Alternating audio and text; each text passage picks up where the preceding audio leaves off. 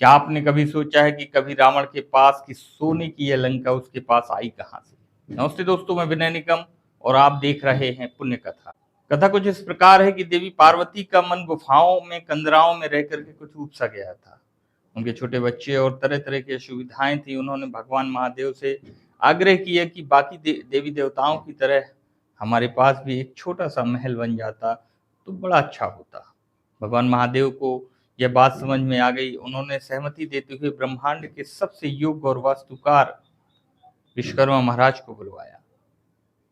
पहले वह नक्शा तैयार हुआ, फिर शुभ मुहूर्त में भूमि पूजन हुआ और तेजी से काम शुरू हो गया। महल आखिरकार भगवान महादेव और माता पार्वती का था, तो कोई मामूली महल तो था नहीं। विशालकाय महल बनाया गया, जैसे एक नगरी बसा दी गई हो। कला की एक अनुपम कृति, जैसे कि धरती पर स्वर्ग उतर आया हो। निर्माता भी मामूली नहीं थे, महाराज विश्वकर्मा स्वयं थे। उन्होंने अपनी पूरी शक्ति लगा दी, इस महल को आकार दिया। तीनों लोकों में जय जयकार हुई। एक ऐसी अनुपम नगरी का निर्माण हुआ जो पृथ्वी पर पहले कहीं भी नहीं थी। गणेश जी और कार्तिकेय जी की खुशी का ठिकाना नहीं था। माँ पार्वती भी बहुत प्रसन्न हुई। बस एक ही चिंता थी कि इस अभूतपूर्व महल में गृह प्रवेश की पूजा के लिए ये कार्य किसे सौंपा जाए। पूजा करने वाला ब्राह्मण भी उसी स्तर का होना चाहिए जिस स्तर का ये महल है। तो भगवान महादेव से कहा गया। भगवान महादेव ने बहुत सोचा विचारा और आखिरकार एक नाम सुझाया, रावण।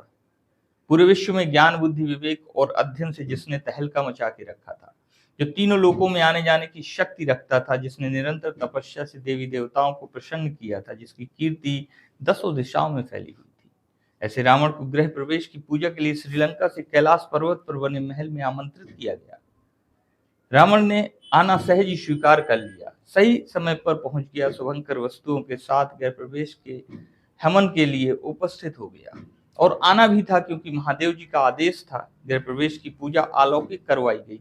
तीनों लोकों के श्रेष्ठ स्त्री पुरुष वहां पर उपस्थित थे। वैदिक मंत्रों की घोष से वहां की हवाएं गूंज रही थी। आचमन से जो जल की बूंदें उड़ रही थी, वह वातावरण को निर्मल कर रही थी। पवित्र होम अग्नि से लपटें उठ रही थी, जो कनुष्का को भस्म कर रही थी। इस अद्वितीय अनुष्ठान के संपन्न होने के बाद जब आतिथ्य सत्कार हुआ, सभी अतिथियों को भोजन करवाया गया, तो माता पार्वती ने रावण से कहा कि दक्षिणा मांग लीजिए। तभी रावण ने बड़ी विनम्रता से कहा कि माँ, आप तो पूरे विश्व की माता है, मैं भला आपसे दक्षिणा कैसे मांग सकता हूँ। माँ ने कहा, अरे नहीं विप्रवर, दक्षिणा के बिना तो ये अनुष्ठान पूरा ही नहीं होता, और आपके आने से तो समस्त उत्सव की शोभा अनिर्वचनीय हो गई है। अपनी इच्छा से जो चाहे मांगे, भगवान महादेव आपको प्रसन्न करेंगे। रावण ने कहा, आपको कष्ट नहीं देना चाहता माता, मैंने तो दर्शन कर लिए, मुझे सब कुछ मिल गया। वह और भी विनम्र होता जा रहा था। माता ने कहा, यह तो आपका बड़प्पन है लंकापति, लेकिन अनुष्ठान की पूर्ति के लिए दक्षिणा आवश्यक है। आप इच्छा अनुसार जो भी चाहे वो मांग लें, आपका सम्मान करेंगे। रावण ने कहा, मुझे संकोच हो रहा है माता। तो माता ने कहा कि देखो, संकोच छोड़ना होगा और आपको यज्ञ पूर्ति के विषय में सोचना होगा। थोड़ा रुक कर रावण ने कहा कि यदि सचमुच आप मेरी पूजा से प्रसन्न हुई हैं और मुझे संतुष्ट करना चाहती हैं, और यदि सचमुच भगवान महादेव जी मुझे दक्षिणा देने का सामर्थ्य रखते हैं, तो आप मुझे यह सोने की नगरी दे दें। जहां रावण ने यह कहा, एक पल के लिए माता पार्वती रुक गई, लेकिन तभी शांति से बैठे पास में जो भगवान महादेव थे, उन्होंने अविचलित और स्थिर वाणी में कहा, तथास्तु।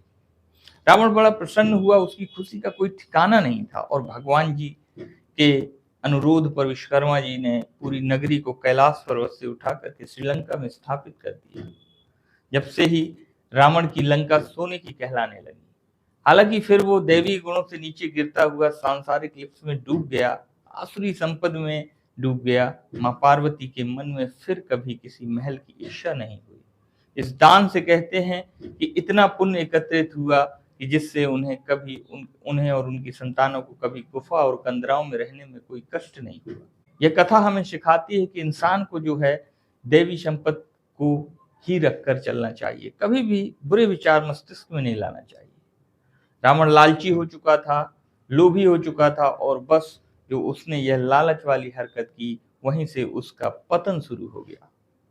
आप देख रहे थे विनय निगम स्टोरी पर पुण्य कथा। अब दीजिए मुझे इजाजत। सीताराम, हर हर महादेव।